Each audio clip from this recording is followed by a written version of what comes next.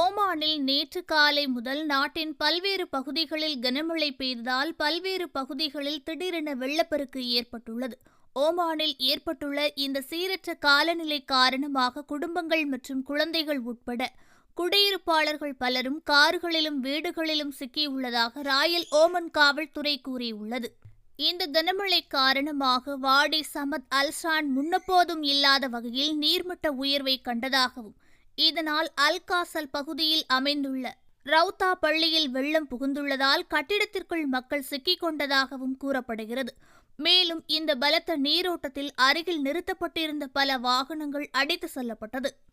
இதற்கிடையில் இஸ்கி பகுதியில் உள்ள வளாகத்திற்குள் தண்ணீர் புகுந்ததை அடுத்து அப்பகுதியில் உள்ள வீட்டில் 7 பேர் சிக்கிக் கொண்டுள்ள நிலையில் அவர்களை மீட்க ஓமன் காவல்துறையானது மீட்பு நடவடிக்கைகளை மேற்கொண்டு வருவதாக ராயல் ஓமன் காவல்துறை கூறியுள்ளது.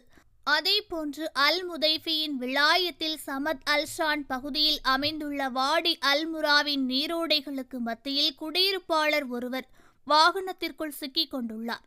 தற்போது அவர்களை மீட்க அதிகாரிகள் உசார்படுத்தப்பட்டு நிலைமைகளை கட்டுப்படுத்தும் பணியில் தீவிரமாக ஈடுபட்டு வருகிறார்கள். இதேபோன்று வாடி அல் சுவைரிலும் வெள்ளம் பெருக்கெடுத்து ஓடுவதால் 2 பேர் வாகனத்திற்குள் சிக்கிக் கொண்டதாக காவல்துறைக்கு அழைப்பு வந்ததை அடுத்து நிலைமையை உடனுக்குடன் தீர்க்க அவசர குழுக்கள் தற்போது நாடு முழுவதும் குவிக்கப்பட்டுள்ளது. இதனையடுத்து குடிமக்கள் மற்றும் குடியிருப்பாளர்கள் மிகுந்த எச்சரிக்கையுடன் இருக்க வேண்டும் என்றும், அதிகரித்து வரும் சீரற்ற வானிலை குறித்து குடியிருப்பாளர்கள் எச்சரிக்கையுடன் செயல்படவும் பாதுகாப்பு நெறிமுறைகளை கடைபிடிக்க வேண்டும் என அதிகாரிகள் வலியுறுத்தி வருகிறார்கள். ஓமானின் அவசரகால மேலாண்மைக்கான தேசிய குழுவானது மோசமான வானிலை நிலைமையின் முன்னேற்றங்கள் குறித்து நாட்டின் தேசிய வானிலை ஆய்வு மையம் வழங்கிய பல அபாய எச்சரிக்கைகளை உன்னிப்பாக கண்காணித்து வருவதாகவும் கூறியுள்ளது.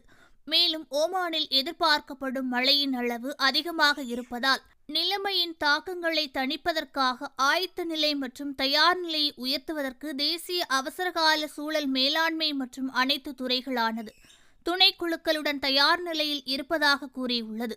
அத்துடன் குடியிருப்பாளர்கள் தங்களின் உயிர்கள் மற்றும் உடைமைகளை காப்பாற்றுவதற்கு முன்னெச்சரிக்கை நடவடிக்கைகளை எடுக்கவும், மோசமான வானிலை குறித்த அறிவிப்புகளுக்கு உத்தியோகபூர்வ தகவல்களை பின்பற்ற வேண்டும் என குடியிருப்பாளர்களை ராயல் ஓமன் காவல்துறை அதிகாரிகள் கூறியுள்ளார்கள். ஓகே ஃப்ரெண்ட்ஸ், இதுபோன்ற நியூஸ்களை உடனுக்குடன் தெரிந்து கொள்ள எங்கள் ரேஸ் தமிழ் சேனலை லைக் பண்ணுங்க, ஷேர் பண்ணுங்க, கமெண்ட் பண்ணுங்க, மறக்காம சப்ஸ்கிரைப் பண்ணுங்க.